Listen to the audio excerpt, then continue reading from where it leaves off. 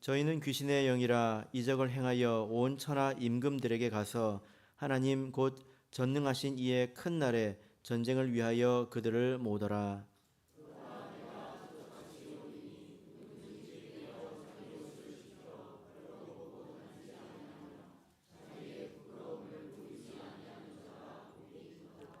새 영이 히브리음으로 아마겟돈이라 하는 곳으로 왕들을 모으더라.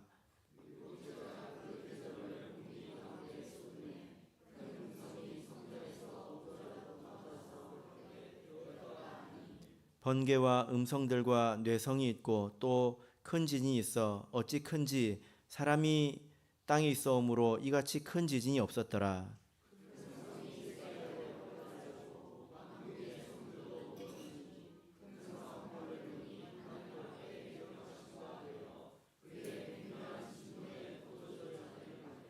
각 섬도 없어지고 산악도 간데 없더라. 또 중수가 한 달란트나 되는 큰 우박이 하늘로부터 사람들에게 내림에 사람들이 그 박제로 인하여 하나님을 회방하니 그 재앙이 심히 크미러라. 아멘. 오늘 이 시간은 마지막 새 대접의 재앙이라는 제목으로 말씀을 전하도록 하겠습니다. 오늘은 마지막 일곱 대접의 재앙 가운데서 다섯 번째부터 일곱 번째 대접의 재앙에 대해서 같이 살펴보도록 하겠습니다. 자, 그러면 10절을 우리 다시 한번 보겠습니다. 10절 다시 읽겠습니다. 시작. 또 다섯째가 그 대접을 짐승의 보좌에 쏟으니 그 나라가 곧 어두워지며 사람들이 아파서 자기 혀를 깨물고. 다섯 번째 진노의 이 대접은 짐승의 보좌에 쏟아지는 것을 볼 수 있습니다. 보좌라고 하는 것은 왕의 자리를 말하는 것이죠. 왕이 앉는 곳을 말합니다.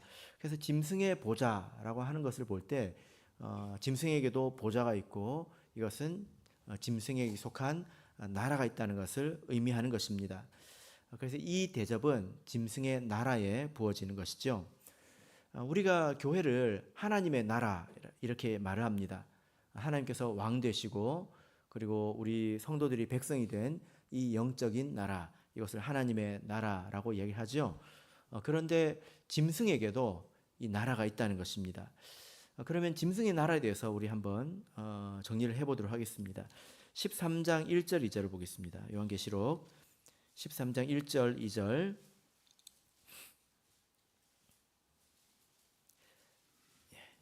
요한계시록 13장 1절 2절 읽겠습니다. 시작. 내가 보니 바다에서 한 짐승이 나오는데 뿔이 열이요 머리가 일곱이라. 그 뿔에는 열 면류관이 있고 그 머리들에는 참남한 이름들이 있더라. 내가 본 짐승은 표범과 비슷하고 그 발은 곰의 발 같고 그 입은 사자의 입 같은데 용이 자기의 능력과 보좌와 큰 권세를 그에게 주었더라. 자, 여기 보니까 바다에서 올라온 한 짐승이 있는데요. 이 짐승에게 용은 사단을 상징하지 않습니까? 이 용이 그에게 무언가를 주고 있지 않습니까? 무엇을 주고 있습니까? 자기의 능력과 그리고 보좌를 주고 있다고 하고 있습니다. 보좌와 큰 권세. 그래서 용이 이 짐승에게 보좌를 주었기 때문에 이 짐승의 나라는 사실 짐승 그 자체의 나라가 아니라 사단의 나라가 되는 것이겠죠. 이 바다에서 올라온 이 짐승은 다니엘서에서 본 바와 같이 세계에 등장하는 어떤 절대적인 그런 세력, 국가 이렇게 말씀을 드렸습니다. 그런 세력, 그런 힘을 얻는 것이 사실 그 나라 자체의 힘이 아니라 사단이 그에게 힘을 주신 것이다 라는 것입니다. 13장 11절 12절을 보면 여기에 또 짐승이 나옵니다. 13장 11절 12절 읽겠습니다. 시작. 내가 보매 또 다른 짐승이 땅에서 올라오니 새끼양같이 두 뿔이 있고 용처럼 말하더라. 저가 먼저 나온 짐승의 모든 권세를 그 앞에서 행하고 땅과 땅에 거하는 자들로 처음 짐승에게 경배하게 하니 곧 죽게 되었던 상처가 나은 자니라. 땅에서 올라온 이 짐승은 거짓 선지자입니다. 이 거짓 선지자들이 사람들로 이 짐승의 나라를 경배하게 하죠. 그러면 이 땅에서 올라온 이 짐승 거짓 선지자의 배경을 우리 살펴보도록 하겠습니다. 어떻게 이런 일들이 생길까? 어떻게 세상에 이런 일이 있을 수 있을까? 사실 이 모든 것 또한 하나님의 섭리라는 것을 우리가 알고 있어야 되겠습니다. 우리가 그렇지 않으면 놀라게 되겠죠. 그죠? 자, 우리 계시록 9장 1절을 보겠습니다. 조금 구체적으로 보도록 하겠습니다. 이전에 배웠던 말씀이지만 다시 한번 살펴보겠습니다. 요한계시록 9장 1절 읽겠습니다. 시작. 다섯째 천사가 나팔을 불매 내가 보니 하늘에서 땅에 떨어진 별 하나가 있는데 저가 무저갱의 열쇠를 받았더라. 자, 지금 이때는 언제입니까? 다섯 번째 천사가 나팔을 불 때라고 말씀하고 있죠. 이때 하늘에서 땅으로 별이 떨어졌습니다. 우리가 계시록을 1장부터 읽어 나가면 이 별은 예수님의 손에 붙들려 있다는 것을 알 수 있습니다.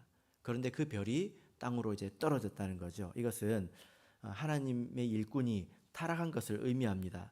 근데 그가 무저갱의 열쇠를 받았다 이렇게 하고 있습니다. 사실 원문을 보면 무저갱에 있는 한 우물의 열쇠라고 되어 있습니다. 이것을 받았다 이렇게 말씀하고 있죠. 누구에게 받았을까요? 그래서 이 땅에 떨어진 별이 무저갱의 우물을 탁 열어서 안 좋은 일들이 막 생기는데요. 이 열쇠를 누구에게 받았을까요? 여기서 받았다고 하고 있지 않습니까? 이 사람이 땅에 떨어진 이 별이 그가 어떤 대단한 능력이 있고 그래서 그런 것이 아니라는 겁니다. 그도 또한 권세를 받았다는 것입니다. 누구한테 받았을까요? 모든 권세는 사실 예수님에게 있습니다. 이것 또한 예수님의 섭리 가운데서 일어난 일이라는 것입니다. 그래서 이런 일들이 일어날 때에 우리가 놀라지 말아야 합니다. 마치 하나님이 계획하지 않은 일이 일어난 것처럼 하나님께서 모르시는 일이 일어난 것처럼 놀라지 말아야 합니다. 어떻게 교회에 이런 일이 있을 수 있느냐 이렇게 말하지 말아야 합니다. 이런 일이 있다고 이렇게 말씀을 하고 있지 않습니까? 그도 권세를 받았다는 것입니다. 그가 무저갱의 이 우물을 탁 열었을 때 그 안에서 사단이 결박되어 있던 사단이 바로 튀어나오는 것이 아니라 연기가 나오는 것을 우리가 배웠죠. 그죠? 그 연기라고 하는 것은 마귀에 미혹되는 것, 또 마귀에 감동되는 것을 말합니다. 그 연기에 감동된 자들이 바로 황충입니다. 그래서 다섯 번째 나팔의 때는 황충의 때라고 말씀을 드렸죠. 7절을 보겠습니다. 이 황충은 무슨 일을 할까요? 9장 7절 한번 읽어보겠습니다. 시작. 황충들의 모양은 전쟁을 위하여 예비한 말들 같고 그 머리에 금 같은 면류관 비슷한 것을 썼으며 그 얼굴은 사람의 얼굴 같고. 자, 황충들의 모양은 전쟁을 위하여 예비한 말들 같다 이렇게 말하고 있습니다. 전쟁, 어떤 일종의 싸움을 말하는 거죠. 그런데 예를 들어서 부부간에 싸우면 전쟁, 부부 전쟁 이렇게 합니까? 그렇게 말을 안 하죠. 한 나라 안에서 이쪽 사람이 저쪽 사람과 싸우면 전쟁이라고 합니까? 보통 그럴 때는 내전이라고 표현을 하지 않습니까? 전쟁이라고 하는 것은 나라와 나라의 싸움을 보통 이야기하는 거잖아요. 그죠? 그래서 이 황충이라는 이 사람들은 전쟁을 위하여 예비한 나라입니다. 이 전쟁은 하나님의 나라와 사단의 나라의 전쟁을 뜻하는 것이죠. 그래서 이 황충은 하나님의 나라를 대적하고 회방하는 그런 예비되는 그런 세력들을 말합니다. 그래서 그들의 어떤 힘이 있는데요. 자, 10절을 보시면 그들에게는 전갈과 같은 꼬리와 쏘는 살이 있어 그 꼬리에는 5달 동안 사람들을 해하는 권세가 있더라. 이 황충의 가장 큰 권세는 무엇입니까? 황충은 메뚜기의 일종을 말하는데 마치 전갈처럼 그 꼬리에 힘이 있다고 말씀을 하고 있습니다. 이 꼬리는 기억나십니까? 거짓 선지자라고 구약 성경을 통해서 말씀을 드렸죠. 거짓 선지자를 상징하는 표현입니다. 그들의 무기는 사실 입에 있다는 것입니다. 자, 11절 보시면 저에게 임금이 있으니, 이들은 사실 하나님의 나라에 속했던 사람들인데요. 그들이 타락했기 때문에 이제 그들이 하나님을 왕으로 하지 않고 누구를 왕으로 하고 있습니까? 예, 아바돈, 헬라음으로는 아볼루온이라고 하고 있습니다. 바로 사단을 말하는 것이죠. 그래서 이 황충은 사단의 나라를 위해서 예비된 그런 일꾼들이었다는 것입니다. 그래서 그들이 하나님을 대적하는 것을 볼 수 있죠. 자, 그래서 땅에 바다에서 나온 짐승, 이 한 나라를 이루고 있고, 또 땅에서 나온 짐승도 한 나라를 이루는 것을 보았습니다. 그러나 이것이 두 나라가 아니라 사실은 사단에게 지배받는 사단 안에서 한 나라를 이루고 있는 것입니다. 예수님께서 십자가에서 죽으실 때 빌라도와 대제사장이 힘을 합쳤잖아요. 근데 빌라도는 로마 사람이고 대제사장은 종교적인 그런 세력입니다. 별도의 다른 세력인 것 같지만 그러나 사단 안에서 그들은 하나이지 않습니까? 그런 것처럼 이 사단의 나라가 이와 같은 모습을 가지고 있다는 것입니다. 다섯 번째 대접의 때에 바로 이 짐승의 나라의 재앙이 임합니다. 어떤 재앙이 임할까요? 자, 16장 10절 11절을 다시 보겠습니다. 16장 10절 11절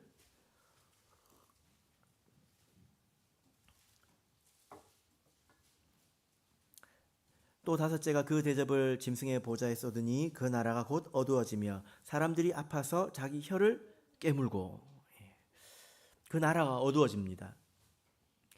그리고 그 사람들이 아파서 자기 혀를 깨문다고 말하고 있습니다.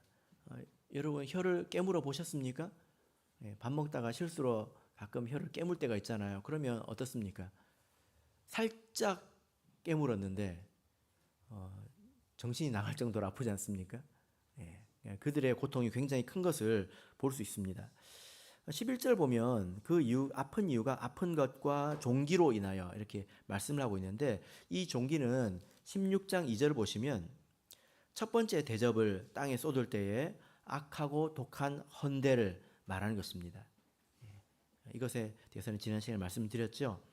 악하고 독한 헌대, 이것이 다섯 번째 재앙의 때까지 지속되고 그것이 극대화되고 있는 것을 볼 수 있습니다. 굉장히 고통스럽다라는 거죠.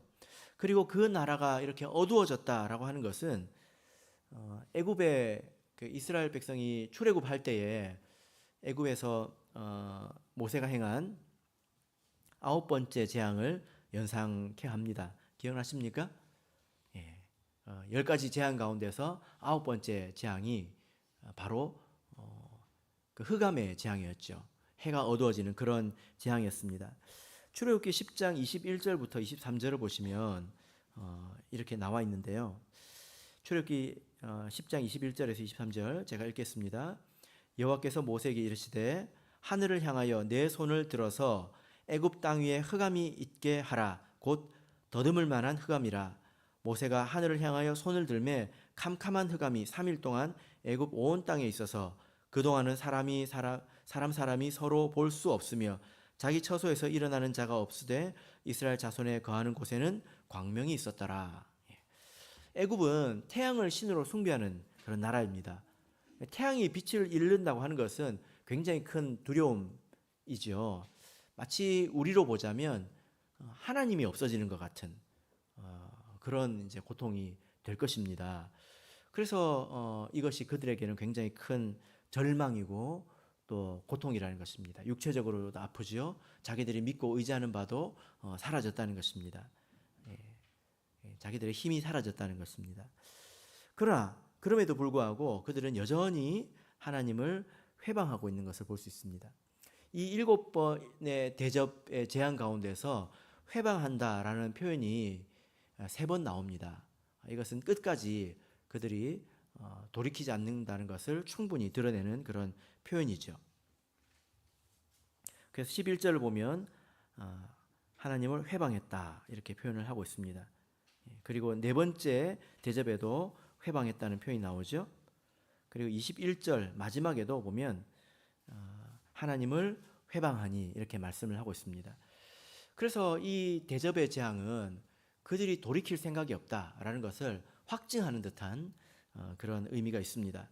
자, 이제 여섯 번째 대접의 재앙을 보도록 하겠습니다. 자, 12절을 볼까요? 이 여섯 번째 대접의 재앙은 어디에다가 쏟을까요? 자, 12절 읽겠습니다. 시작. 또 여섯째가 그 대접을 큰 강 유브라데에 쏟음에 강물이 말라서 동방에서 오는 왕들의 길이 예비되더라. 예. 자, 이 여섯 번째 이 진노의 대접은 어디 쏟았습니까? 예, 큰 강 유브라데. 유브라데라고 하는 단어가 계시록에 딱 두 번 나옵니다. 딱 두 번만 나오는데 계시록 9장 14절에 나옵니다. 한번 보실까요? 계시록 9장 14절. 계시록 9장 14절. 자, 읽어보겠습니다. 시작. 나팔 가진 여섯째 천사에게 말하기를 큰 강 유브라데에 결박한 네 천사를 놓아주라 하매. 여러분 기억나십니까? 지난 시간에 나팔과 대접은 연결성이 있다. 서로 연결된다. 첫 번째 나팔은 첫 번째 대접으로, 두 번째 나팔은 두 번째 대접으로 확대된다. 이렇게 말씀을 드렸잖아요. 여섯 번째 대접 나팔의 때에 유브라데가 나옵니다. 그리고 여섯 번째 대접의 때에 또 유브라데가 나오죠. 그래서 나팔과 대접은 어떤 연결성이 있다는 것을 우리가 다시 한번 확인해 볼 수 있습니다. 다섯 번째 나팔도 마찬가지인데요. 다섯 번째 나팔에서는 황충의 사단의 나라를 예비하지 않았습니까? 다섯 번째 나팔 안에서 사단의 나라가 준비되고 이루어졌지요. 그런데 다섯 번째 대접에서 이 사단의 나라에 재앙이 임합니다. 나팔, 재앙, 다섯 번째 그러니까 헷갈리죠. 다섯 번째 나팔 때에 사단의 나라가 예비되고 다섯 번째 대접의 때에 사단의 나라에 재앙이 임합니다. 여섯 번째를 보시면 여섯 번째 나팔의 때는 유브라데에 결박된 네 천사가 노임을 받고 여섯 번째 대접의 때에는 유브라데의 강에 대접이 쏟아지게 됩니다. 서로 이제 연결이 되죠. 그러면 우리가 이 유브라데가 의미하는 것을 다시 한번 봐야 되겠습니다. 유브라데가 어떤 의미가 있었다고 했죠?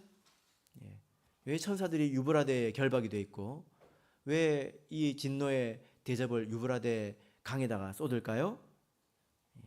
유브라데가 성경에서 갖는 의미는 이곳이 약속의 땅의 경계라는 것입니다. 약속의 땅의 경계가 됩니다. 하나님 나라의 경계이죠. 그죠? 하나님 나라의 경계입니다. 과거에 보자면 이 강이라고 하는 것은 어떤 경계로서 충분한 훌륭한 역할을 했죠. 특히 외적들이 침입해 오는 데 있어서 강은 아주 좋은 그런 경계선 또 방어선의 역할을 했을 것입니다. 그런데 이 여섯 번째 나팔의 때에 이 유브라데 강에 여섯 번째 대접이 쏟아지고 그래서 어떻게 됩니까? 어떤 일이 있죠? 12절을 보시면 강물이 말랐다 이렇게 말씀을 하고 있습니다. 강물이 말랐다고 하는 것은 그 강이 없어졌다는 거죠. 경계가 사라졌다는 것입니다. 그럼 어떻게 될까요? 적들이 서로 오갈 수 있는 그런 이제 전쟁을 할 수 있는 그런 준비가 되는 것입니다. 그래서 강물이 말라서 동방에서 오는 왕들의 길이 예비되더라 이렇게 말씀을 하고 있습니다. 동방에서 오는 왕이라고 하는 표현은 상당히 좀 의역이 되어 있는데요. 원문을 보면 동방, 동쪽, 방향, 동방이라는 단어도 없고 오는 이런 온다라는 이런 단어도 없습니다. 있는 그대로 번역을 해보자면 해 돋는 대로부터의 왕이라고 되어 있습니다. 근데 해가 동쪽에서 돋으니까 동방에서 오는 왕이라고 이렇게 이야기를 이제 번역을 한 것 같습니다. 그러나 정확하게는 해 돋는 대로부터의 왕입니다. 해돋는 대로부터라는 표현은 이미 나온 적이 있는데요. 어디서 나왔을까요? 7장 2절을 보겠습니다. 이 말씀을 읽어보면 해돋는 대로부터의 왕, 동방에서 오는 왕의 정체를 우리가 알 수 있습니다. 7장 2절 자, 읽겠습니다. 시작. 또 봄에 다른 천사가 살아계신 하나님의 인을 가지고 해 돋는 대로부터 올라와서 땅과 바다를 해롭게 할 권세를 얻은 네 천사를 향하여 큰 소리로 외쳐. 하나님의 인을 가지고 해 돋는 대로부터 올라옵니다. 이것은 성령에 관한 것이라고 말씀을 드렸습니다. 그래서 성령의 인을 받은 자 누구입니까? 성도이죠. 성도는 영적인 신분이 또한 왕이기 때문에 동방으로부터 혹은 해 돋는 데로부터 왕이라고 표현해도 될 것입니다. 그래서 이 왕이 비로소 이제 전쟁할 수 있는 그런 준비가 되었다는 것입니다. 근데 이 전쟁은 우리가 생각하는 그런 치고받고 하는 그런 전쟁이 아닙니다. 어떤 의미의 전쟁인지 우리가 잘 생각해 봐야 될 것입니다. 이 전쟁을 예수님도 싸운 적이 있고 그리고 바울 사도도 이 전쟁을 한 적이 있습니다. 어떤 전쟁일까요? 자, 13절, 14절 자, 읽겠습니다. 13절, 14절 시작. 또 내가 봄에 개구리 같은 새 더러운 영이 용의 입과 짐승의 입과 거짓 선지자의 입에서 나오니 저희는 귀신의 영이라 이적을 행하여 온 천하 임금들에게 가서 하나님 곧 전능하신 이의 큰 날에 전쟁을 위하여 그들을 모으더라.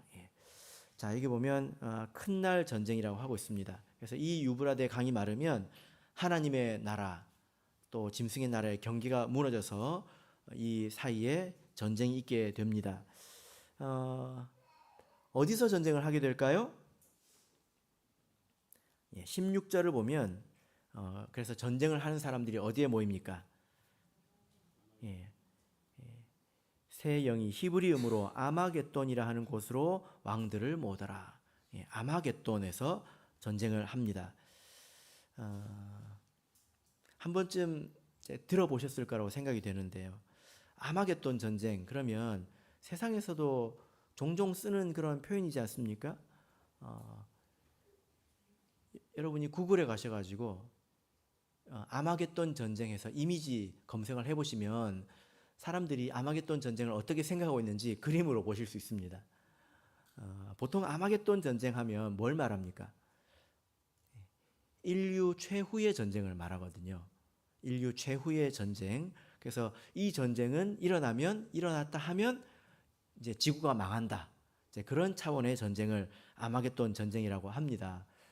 이 아마겟돈 전쟁이라는 이 개념이 사실 계시록에서부터 나와서 이렇게 사회에서도 뭐 이렇게 쓰고 있는 그런 표현인데요. 사람들이 이 아마겟돈 전쟁, 인류 멸망의 시나리오를 다 가지고 있지 않습니까? 우리 지구는 이렇게 망할 거야. 사람들이 이렇게 망할 거야. 뭐 이런 생각들이 있습니다. 대체로 어떤 전쟁을 생각할까요? 핵전쟁. 그래서 아마겟돈 전쟁 검색해 보시면 핵폭탄 터지는 장면이 제일 많이 나옵니다. 보통 사람들이 그렇게 생각을 하고 있죠. 그러나 이 전쟁은 하나님의 나라와 사단의 나라 사이의 전쟁입니다. 미국과 러시아의 전쟁이 아니에요. 그렇게 세상 나라의 어떤 전쟁이 아니라는 것입니다. 이것은 하나님의 나라와 세상 나라의 전쟁입니다. 그리고 이 전쟁은 치고받고 하는 그런 전쟁도 사실 아닙니다. 예수님께서 그 사단에 속한 자들과 치고받고 하셨습니까? 어떤 싸움 하셨습니까? 바울 사도가 예루살렘에 가가지고 많은 사람들에게 둘러싸였죠. 거기서 그들과 치고받고 했습니까?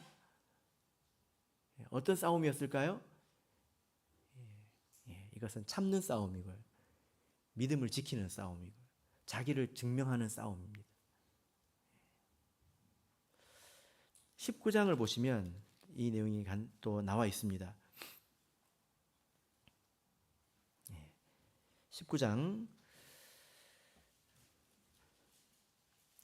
11절 보시면 11절부터 14절을 한번 보실까요? 11절에서 14절 읽겠습니다. 시작. 또 내가 하늘이 열린 것을 보니 보라 백마와 탄 자가 있으니 그 이름은 충신과 진실이라.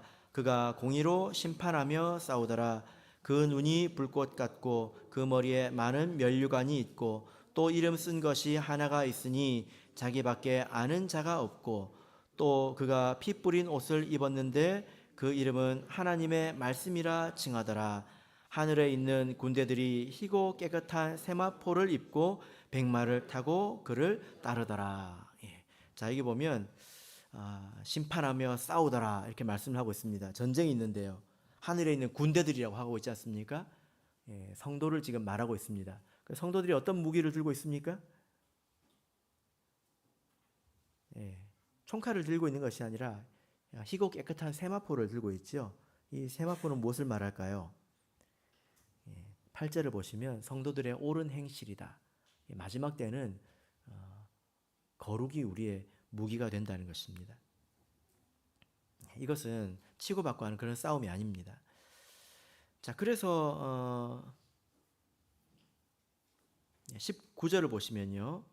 또 내가 보매 그 짐승과 땅의 짐승 땅의 임금들과 그 군대들이 모여 그 말 탄 자와 그 군대로 더불어 전쟁을 일으키다가 짐승이 잡히고 그 앞에서 이적을 행하던 거짓 선지자도 함께 잡혔으니, 그래서 여기 보면 짐승이 잡히고 거짓 선지자가 잡히고 또 짐승의 표를 받고 우상에 경배하던 자들, 뭐 이런 자들이 잡히지 않습니까? 이것을 보면 이것은 세상에 있는 그런 핵전쟁 이런 걸 말하는 것은 아니라는 것입니다. 이제 영적인 전쟁인 것입니다.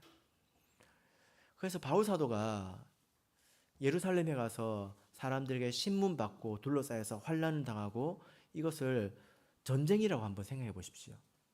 어떤 의미의 전쟁인가? 근데 왜 이 전쟁을 아마겟돈이라고 부를까요? 마지막 이 하나님의 나라와 사단의 나라를 왜 이렇게 아마겟돈 전쟁이라고 부를까요? 아마겟돈이라는 단어를 보면 16장을 가서 보시면 친절하게 설명을 하고 있습니다. 히브리음으로 아마겟돈이라 하는 곳으로. 그래서 이 아마겟돈이 히브리어에서 온 말이라는 것을 이제 알려주고 있죠. 이 아마겟돈은 히브리어를 음역한 것인데 두 단어를 합한 단어입니다. 첫 번째 단어는 언덕을 뜻하는 하르, 두 번째는 지명입니다. 무깃도입니다. 그래서 무깃도 언덕, 이것을 하르 무깃도 이게 붙어가지고 아마겟돈 이렇게 된 거예요. 그래서 이 어디로 모였습니까? 무깃도 언덕에 모였다는 것입니다. 무깃도 언덕에.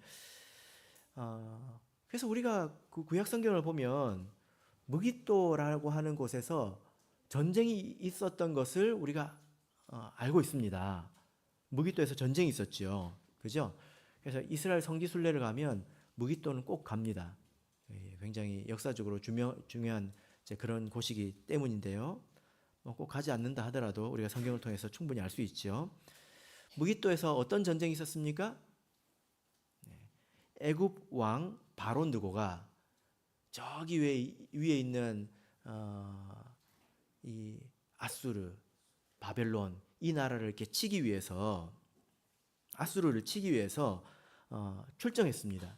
근데 요시야가 거기를 막아서죠. 그래서 그 바론 느고가 무깃도에서 요시야 왕을 죽입니다. 열왕기하 23장 29절에 있습니다. 열왕기하 23장 29절을 보시면 요시야 당시에 애굽 왕 바론 느고가 아수르 왕을 치고자 하여 유브라데 하수로 올라가므로 요시야 왕이 나가서 방비하더니 애굽 왕이 요시야를 무깃도에서 만나본 후에 죽인지라. 여러분, 요시야는 어떤 왕으로 기억하십니까? 몇 안 되는 좋은 왕이잖아요. 그죠? 몇 안 되는 좋은 왕입니다. 하나님께 인정받은 그런 왕이거든요. 근데 이런 왕이 무깃도에서 죽임을 당했다는 것입니다. 그러면 이스라엘 백성들이 얼마나 슬퍼했을까요? 얼마나 고통스러워했겠습니까? 아마겟돈 전쟁은 이것을 연상시키는 그런 표현입니다.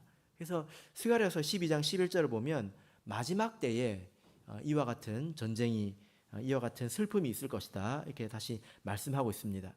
스가랴서 12장 11절을 보겠습니다. 열왕기하 23장에서 무깃도에서 요시야가 죽었는데요. 스가랴가 이런 일이 있을 것이다 말씀을 하고 있습니다.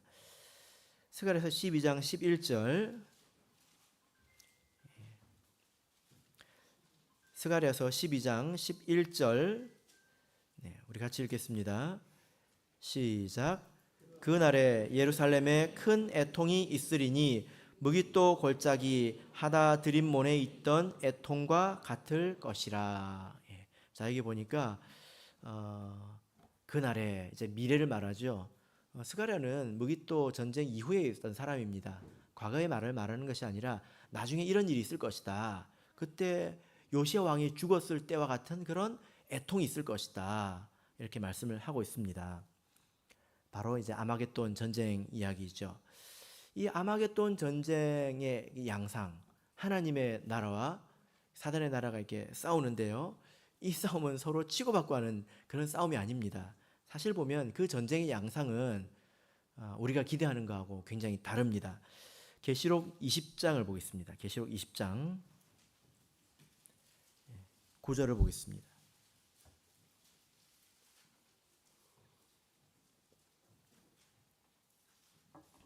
계시록 20장 9절 자 읽겠습니다. 계시록 20장 9절 시작. 저희가 지면에 널리 퍼져 성도들의 진과 사랑하시는 성을 두르매 하늘에서 불이 내려와 저희를 소멸하고. 이 싸움이 어떻게 됩니까? 성도들의 진과 사랑하는 성을 그들이 둘렀다는 것입니다. 이제 그 고대 성경 시대, 구약 시대의 전쟁을 가보면 나라와 나라가 이렇게 전쟁을 할 때 만만하면 큰 평야에 가서 이렇게 붙죠. 그런데 이제 싸움이 안 된다. 그러면 어떻게 합니까? 성으로 들어가서 그 안에서 이제 기다립니다. 적들이 물러갈 때까지 1년이고 2년이고 기다립니다. 그 안에서 이제 말라 죽습니다. 물이 없어서 말라 죽고 먹을 것이 없어서 말라 죽고 그렇습니다. 이렇게 성들을 둘렀다, 이렇게 포위됐다고 하는 것은 거의 졌다는 거죠. 그런 적이 구약 성경에 있습니까? 아수르가 이스라엘 그 남유다에 쳐들어왔을 때 당시에 히스기야가 왕이었습니다. 그래서 모든 성을 다 빼앗기고 예루살렘 성 하나만 달랑 남았죠. 그 안에서 어떤 일이 있었습니까? 그거는 정말 풍전등화 아니겠습니까? 그런 상황이었죠. 패배 직전이라는 것입니다. 이렇게 수세에 몰렸을 때 하늘에서 불이 내려와서 그들을 소멸했다 이렇게 말씀을 하고 있습니다. 바울 사도가 예루살렘에 올라가서 많은 사람들에게 이제 둘러싸인 것을 한번 생각해 보십시오. 이 싸움은 그런 싸움이라는 것입니다. 그럼에도 불구하고 자기 신앙을 변론하고 자기 신앙을 지키는 그런 싸움이라는 것입니다. 이것이 온전할 때 하나님께서 그 싸움을 끝내신다는 거죠. 그래서 자 보시면 이 그 무엇으로 사랑하시는 성과 성도의 진을 이렇게 둘러싸는가? 사단의 나라에서 어떤 무기로 이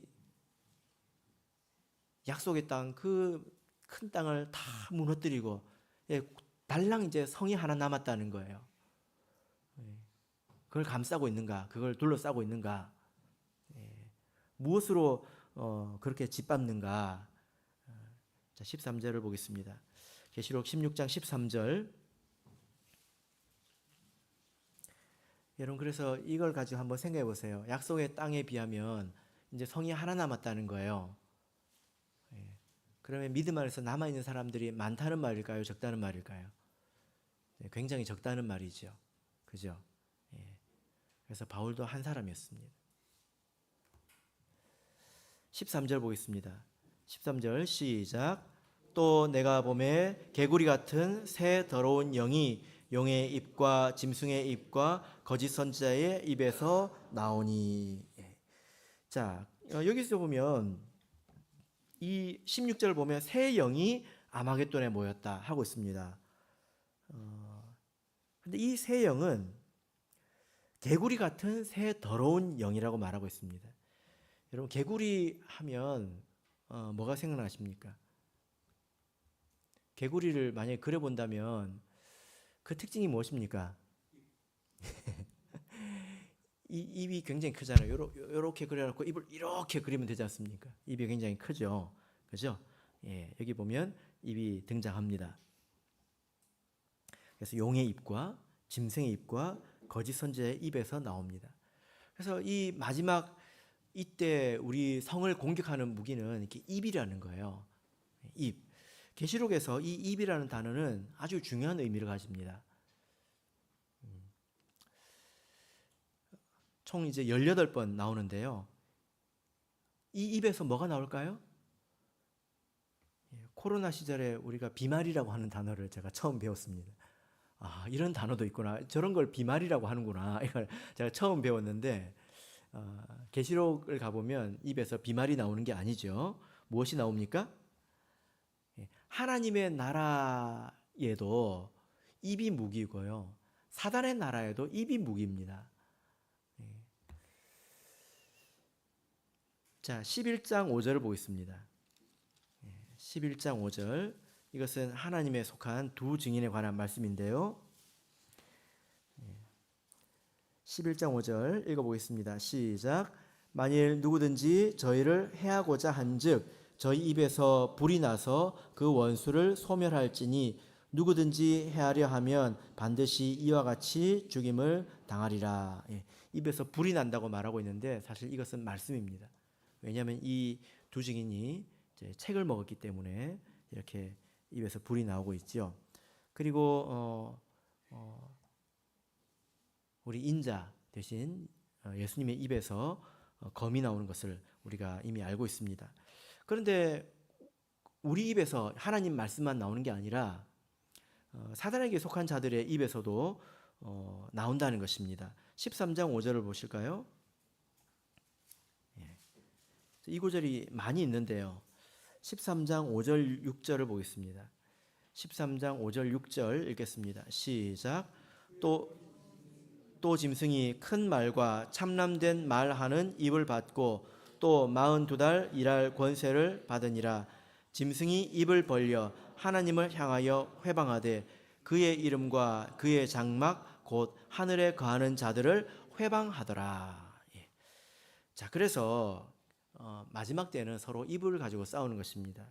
이것은 진리의 전쟁, 또 사상의 전쟁, 교훈의 전쟁인 것을 말하는 것입니다. 세속적인 교훈이 성도들이 세속적인 교훈에 다 젖어들어서 영적으로 죽는다는 것입니다. 그리고 마지막 성 하나가 남는다는 거죠. 기억나십니까? 소돔과 고모라의 단 한 집이 모든 사람들에게 둘러싸여 있었죠. 그런데 안과 밖은 큰 차이가 있지 않습니까? 거룩과 경건에 있어서 계시록 2장 3장을 보면 아시아에 보내는 7편지가 있습니다. 거기에 보면 세 가지 교훈이 나오는데요. 니골라당의 교훈, 발람의 교훈, 이세벨의 교훈. 그래서 그 당시에도 이런 세속적인 교훈, 또 세속적인 그런 사상, 이것과 싸울 것을 이제 말씀을 하고 있습니다. 이런 교훈이, 이런 생각들, 이런 것들이 밀물처럼 밀려와서 이제 교회를 감싸고 있다는 것입니다. 교회를 둘러싸서 들어오려고 한다는 것입니다. 그 압력이 굉장히 세겠죠. 그래서 소돔과 고모라의 때도 보면 그 사람들이 그 롯의 집을 쳐들어가려고 하나님께서 천사를 통해서 막아주시지 않았다면 그 집도 뚫렸겠죠. 그죠? 단 한 집이 남았고 단 한 가족이 남았는데 하나님께서 그 집을 지켜주셨다는 것입니다. 마지막 때가 그와 같다는 것입니다. 그래서 어떤 사람들이 복이 있습니까? 15절 보겠습니다. 16장 15절.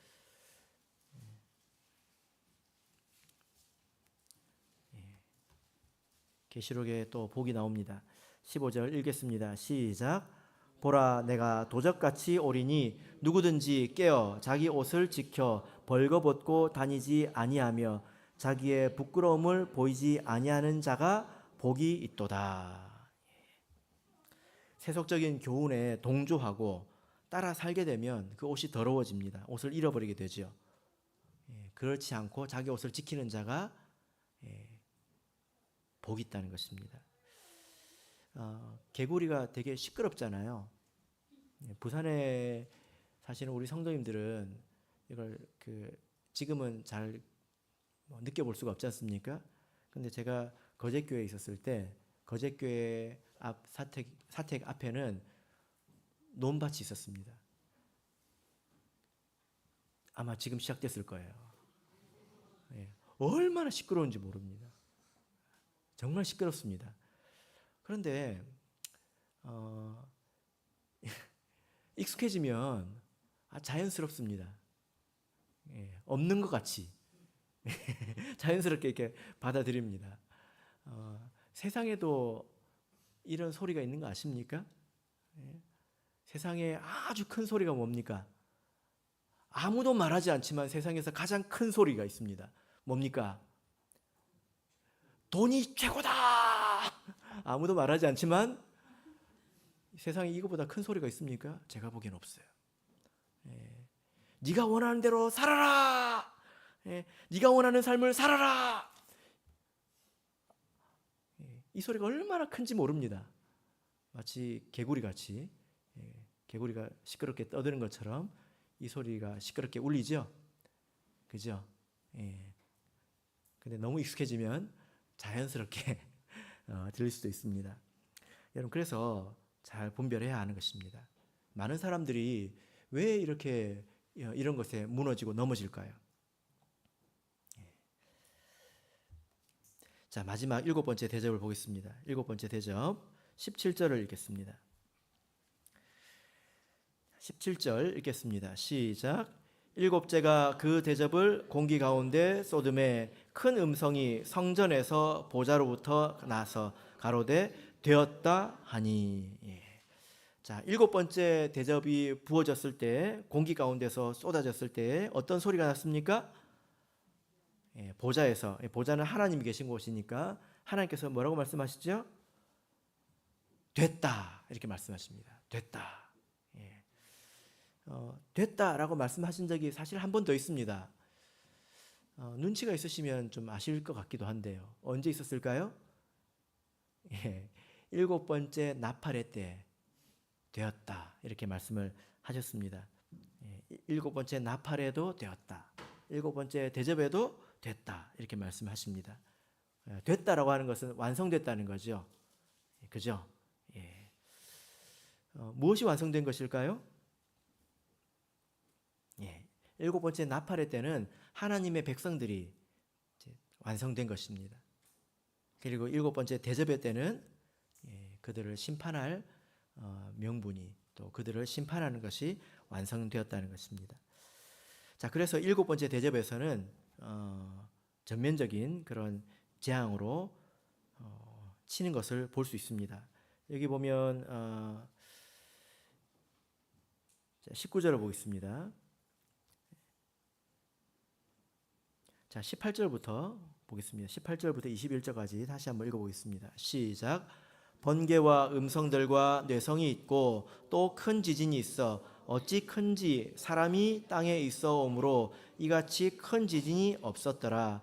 큰 성이 세 갈래로 갈라지고 만국의 성들도 무너지니 큰 성 바벨론이 하나님 앞에 기억하신 바 되어 그의 맹렬한 진노의 포도주 잔을 받음에 각 섬도 없어지고 산악도 간데 없더라.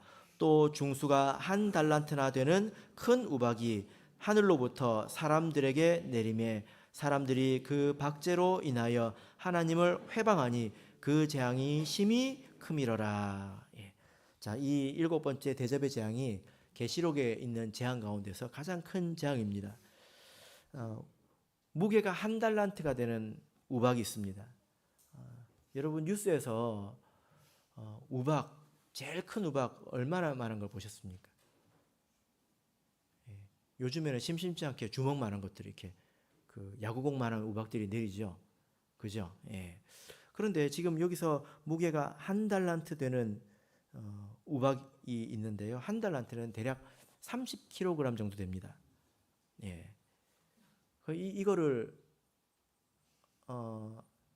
한번 생각해 보세요. 여러분이 치킨을 시키면 따라오는 콜라가 1.5리터입니다. 우박이 그만큼만 해도 놀라울 지경이지요. 근데 그걸 20개를 묶어서 하나씩 떨어진다고 한번 생각해 보세요. 상상이 되십니까? 예. 그래서 이것이 하나님이 내리시는 재앙 가운데서 가장 큰 재앙인데 이 재앙을 여섯 번째 인과 한번 비교해 보시기 바랍니다. 6장 12절부터 있는데요. 예. 16장 14절을 보시면 하늘은 종이 축이 말리는 것 같이 떠나가고 각 산과 각 섬이 제 자리에서 옮기우매 이렇게 말씀을 하고 있죠. 그래서 이 일곱 번째 대접과 여섯 번째 인의 때는 같다고 이제 보는 것입니다. 이렇게 하나님께서 마지막 이 세상에서의 재앙을 내리시고 이제 예수님께서 재림하십니다. 세상에도 사필 규정이라는 말이 있습니다. 이 말 뜻이 무엇입니까? 세상 많은 일들이 비록 옳지 않은 것처럼 올바르게 되지 않는 것처럼 보여도 반드시 결국에는 바른 대로 이렇게 돌아간다. 그런 뜻으로 사람들이 이야기하는 말이잖아요. 그러나 사실 이 말은 우리가 할 수 있는 말입니다. 모든 것은 사필 규정입니다. 믿음 안에서 결국은 사필 규정이라는 것입니다. 우리가 그래서 하나님을 신실하게 믿고 진실하게 믿어야 합니다. 하나님께서 모든 것을 드러내시고 또 모든 것을 또 대가를 치르게 하시고 상 받을 자와 벌 받을 자를 다 구분하시기 때문에 우리가 진실하게 신앙생활을 해야 된다고 하는 것입니다. 만약에 우리가 듣기는 들어도 적당히 순종하고 되는 대로 하고 살아가면 죽기까지 순종하는 사람들은 바보 아니겠습니까? 그렇지 않겠습니까? 우리가 그런 정도의 선에다가 신앙생활을 맞춰놓고 살아서는 안 됩니다. 항상 싸우는 게 있어야 합니다. 우리가 부족하기 때문에 항상 싸우는 지점이 있어야 합니다. 이 정도 선에서 나는 이 정도 선에서 신앙생활을 해야지. 우리가 그래서는 안 되겠지요. 적어도 우리가 부족하다 하더라도 그래도 우리가 항상 싸우고 또 더 나은 것을 얻으려고 그런 삶을 살아야 하나님께서 우리를 불쌍히 여겨주시지 않겠습니까? 우리가 그렇게 살아갈 때에 세상에 이와 같은 환란이 온다 하더라도 우리가 안전할 것입니다. 이 재앙을 다시 한번 기억해 보세요. 몸에 종기가 나서 자기 혀를 깨물도록 고통스러워서 모든 소망이 다 사라지고 그럼에도 불구하고 마음마저도 부패해서 하나님을 욕하고 있는 모습을 한번 생각해 보십시오. 이들이 왜 이렇게 됐습니까? 그들이 진실하지 않았기 때문입니다. 하나님을 바로 대하지 않았기 때문이죠. 그러나 믿는 자는 믿음으로 말미암아 이때에도 살 것입니다. 하루하루를 믿음으로 살아가시기를 예수 그리스도 이름으로 축복합니다.